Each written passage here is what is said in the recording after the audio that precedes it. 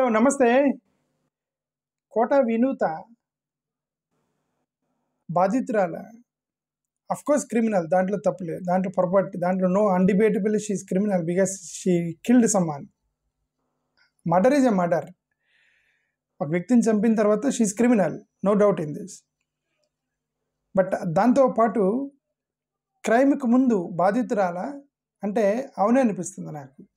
Before crime she herself is the victim అని నాకు అనిపిస్తుంది. మొత్తం ఎంత జరుగుతున్న పరిణామాలను బట్టి చూస్తే ఇప్పుడు ఈ కోట వినూత హస్బెండ్ చంద్రబాబు, శివకుమారు, గోపి, షేక్ దసార్, వీళ్ళ 5గురు కలిసి శ్రీనివాసులు అలియాస్ రాయుడు 22 సంవత్సరాల పిల్లోని చంపేశారు. 22 years. Okay, I don't know her age, but he just 22 years old boy అనిపిస్తుంది. అఫ్కోర్స్ 22 years కుర్రాడు, పెద్ద ఏజ్ ఉన్న వ్యక్తి కాదనే అర్థం. 22 సంవత్సరాలు అంటే పిల్లోడి కింద లెక్క.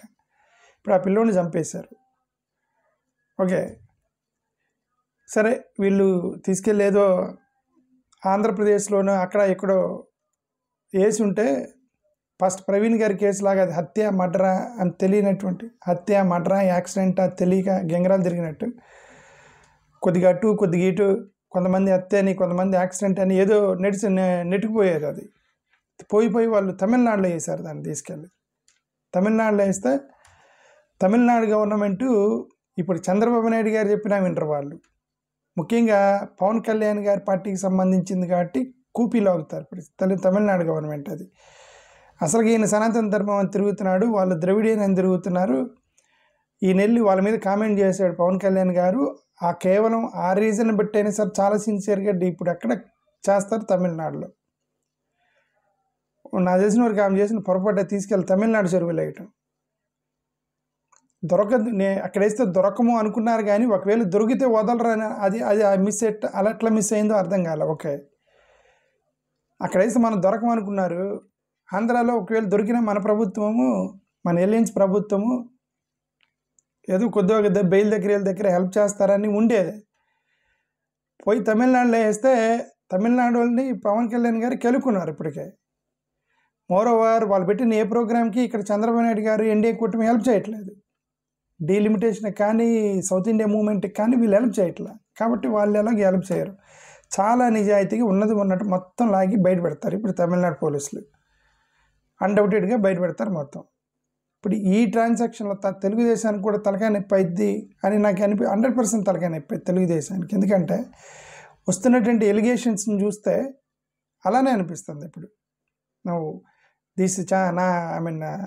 ఆయనతో ఆవదు, ఎవరితో, పవన్ కళ్యాణ్ గారితో పోదు అది. చంద్రబాబు నాయుడు గారు, లోకేష్ గారు కూడా తలకాయ పట్టుకోవాలి. ఇప్పుడు ఇక్కడ వస్తున్న ఎలిగేషన్ అంటే హ్యూవాస్ లీక్ ఎందుకు చంపేశారు అని అంటే sensitive political personal information political రైవల్స్కి లీక్ చేస్తున్నాడు అనేది కేసు.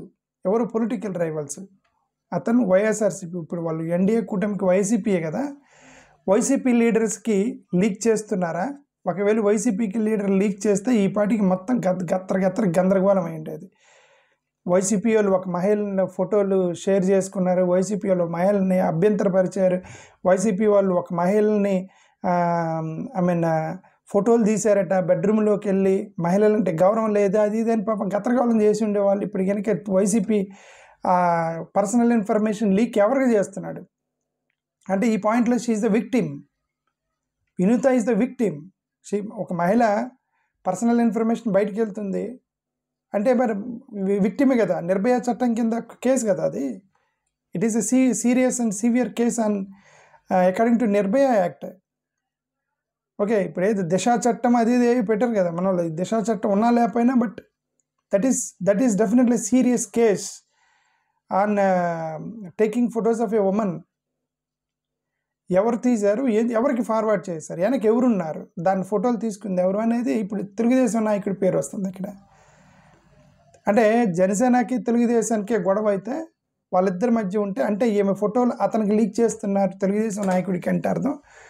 ఇప్పుడు తెలుగుదేశం నాయకుడు ఒక మహిళలకు సంబంధించిన ఫోటోలు అవన్నీ కూడా తీసుకొని అంటే ఇది ఇంకో కేసు అయింది కదా, మహిళల యొక్క ఫోటోలు తీసుకునేటువంటి కేసు అయింది కదా అది ఇప్పుడు. ఓకే, అదే దిశా చట్టం కింద అది డిఫరెంట్ కేసుకి వెళ్ళిపోయింది అది ఇప్పుడు. ఓకే, ఇంకోటి ఏముంది ఇక్కడ, ఇది వాజ్ సెన్సిటివ్ ఇన్ఫర్మేషన్ లీక్ చేస్తున్నాడట. ఎవరికి లీక్ చేస్తున్నాడు అనేది తెలియట్లేదు. Possibly linked to the Telugu Desam party అని ఒక యాప్లో వస్తుంది. ఏ యాప్లో అవి ఉంటాయి కదా, గ్రోకు చాట్‌జీపీటీ ఇట్లాంటివి ఉంటాయి కదా, ఆ చాట్‌జీపీటీలో టైప్ చేసి చూసా ఎందుకైనా మంచిది అని చెప్పేసి, who is behind the murder of Janasena Vinuth అని వస్తే possibility to Telugu Desam party TDP అని వచ్చి ఒక పేరు వస్తుంది. అది కన్ఫామ్ కాకుండా పేరు చెప్పకూడదని నేను చెప్పట్లేదు. చాలా యూట్యూబర్లు ఆల్రెడీ చెప్పారు అతని పేరు. నాకు కన్ఫామ్ కాకుండా చెప్పకూడదని నేను చెప్పట్లేదు. ఓకే, పోలీసులు చెప్పినప్పుడు నేను మాట్లాడదామని ఆ పేరుతోటి. అసలుగే నాకు కొద్దిగా భయం ఎక్కువ, అందుకని భయంగా మాట్లాడుతుంటానని గతంలోనే చెప్పాను కదా. అందుకని I don't want to tell without information I will not tell. ఇక్కడ టీడీపీ నాయకుడు అని వస్తుంది గ్రోక్లో, కాబట్టి టీడీపీ నాయకుడు పేరు వస్తుంది అంటే అంటే అర్థం ఒక టీడీపీ నాయకుడు జనసేనకు సంబంధించిన ఒక మహిళకు సంబంధించిన పర్సనల్ ఫోటోలు ఇవన్నీ షేర్ అయినాయా? మరి మహిళల మీద మనమే కదా చాలా పెద్ద రద్దాంతం చేశాం కదా, రచ్చరచ్చ చేసాం కదా మహిళల మీద. మహిళలకి అది చేస్తారు ఇది చేస్తారు అని అన్నాం కదా. ఇప్పుడు ఈ యాంగిల్లో చూస్తే టీడీపీ వాళ్ళు ఇరుక్కుంటారు. ఇప్పుడు 100% ఇరుక్కుంటారు ఇప్పుడు టీడీపీ వాళ్ళు. ఓకే, అదే చెప్పాను, తీసుకెళ్ళి అక్కడ పోయి తమిళనాడులో చేశారు. అది ఒక పెద్ద ఇది చేసిన పొరపాటు. ఇంకేందంట పొలిటికల్ ఫాలోటింగ్ అంటే ఇది, అంటే ఈ గ్రోక్ ప్రకారం ఏంటంటే, గ్రోక్లో చూస్తే గ్రోక్ ఏం చెప్తుందంటే political conflict between TDP and Janasena అని వస్తుంది. అంటే అర్థం ఆ నియోజకవర్గంలో టీడీపీ జనసేన వాళ్ళు కొట్టుకుంటున్నారని అర్థం. అంతేగా పైనుండ చంద్రబాబు నాయుడు గారు, లోకేష్ గారు, పవన్ కళ్యాణ్ గారు బాయ్ మేమందరం ఒకటే 100% అని మీరున్నంత మాత్రాన గ్రౌండ్ లెవెల్లో గొడవలు ఉన్నాయి అని చాలామంది చెబుతున్నారు కదా. ఇప్పుడు ఇది ఒక ఉదాహరణ. అది ఎంతవరకు వెళ్ళిందంటే గ్రౌండ్ లెవెల్లో గొడవలు, టీడీపీ జనసేనకి మధ్య ఉన్న గ్రౌండ్ లెవెల్లో గొడవ ఎంతవరకు వెళ్ళిందంటే, అపోనెంట్ జనసేనకు సంబంధించిన మహిళలకు సంబంధించిన ప్రైవేట్ ఫొటోస్ షేర్ చేసుకునేంత వరకు వెళ్ళిందంటే ఎంత పెద్ద గొడవ తెలుగుదేశం జనసేనకి మధ్యలో. మీరు అంటే టీడీపీ జనసేన నాయకులు మీరు కలుసుకొని మీరు విజయవాడ, హైదరాబాదు, ఢిల్లీలో మీరు కలుసుకుంటే సరిపోతుందా?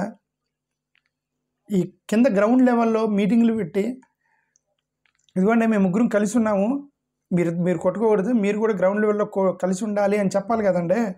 ట్రైనింగ్ ప్రోగ్రామ్స్ ఉండాలి కదండి. పైన చంద్రబాబు నాయుడు గారు, లోకేష్ గారు, పవన్ కళ్యాణ్ గారు వీళ్ళు ముగ్గురు కలిస్తే సరిపోతుందా? గ్రౌండ్ లెవెల్లో ఎంత ప్రాబ్లం అవుతుంది. గ్రౌండ్ లెవెల్లో కోఆర్డినేషన్ టీమ్స్ ఉండాలి కదా. ఇదిగో సోన్సో నియోజకవర్గంలో, ఇది శ్రీకాళహస్తి నియోజకవర్గంలో టీడీపీకి జనసేన గొడవ ఉన్నాయంట అనగానే ఇమ్మీడియట్గా చంద్రబాబు నాయుడు గారు, పవన్ కళ్యాణ్ గారు, లోకేష్ గారు ముగ్గురు వెళ్ళి ఆ పార్టీ ఈ పార్టీ వాళ్ళని పిలిచి మీరు కొట్టుకోవద్దని చెప్పాలి కదా. వీళ్ళు చెప్పలేదు కాబట్టి ఇది ఇంత దాగిపోయింది. ఒక మహిళకి సంబంధించిన ఫోటోలు షేర్ చేసుకునేది. అదే నేను చెప్పింది ఏంటంటే, హత్య చేశారు అనే విషయాన్ని పక్కన పెడితే she the victim. Vinutha is a victim అని నాకు అర్థమవుతుంది. ఆ హత్య అనే కాన్సెప్ట్, ఆ హత్య అనేది ఆ క్రైమ్ని పక్కన పెడితే. ఓకే, పొలిటికల్ కాన్స్పిరసీ జరిగింది అని ఒక కథన్ పేరు వస్తుంది. ఓకే, సమ్ రిపోర్ట్ ఏం చెప్తుంది, ఎన్డీఏ ఎలియన్స్లో గొడవలు ఉన్నాయని ఇక్కడ చెప్తుంది, యాప్లోనే చెప్తుంది. There are some allegations that there are some conflicts between Janasena and TDP in the constituency. దాంటి భాగంలోనే ఇవన్నీ జరిగాయి అని చెప్తుంది అన్నమాట. అదే అప్పుడప్పుడు గ్రోక్ కూడా మనకి హెల్ప్ చేస్తూ ఉండేది. అర్థం కాని కేసుల్ని సాల్వ్ చేయడానికి గ్రోక్, చాట్‌జీపీటీ ఇవన్నీ మనకి హెల్ప్ చేస్తాయని నేను జనరల్గా వాడను. జస్ట్ ఇది ఒకటి కొట్టి చూసే లోపల నాకు ఇవన్నీ తెలిసిపోయింది. ఓకే ఎనీవే, థ్యాంక్ యూ, నమస్కారం. అదే ఇంకోసారి తెలుసుకుంది ఏంటంటే, of course she murdered, but నాకెందుకో షీ ఈజ్ ద విక్టిమ్ అనిపిస్తుంది. థ్యాంక్ యూ, నమస్కారం.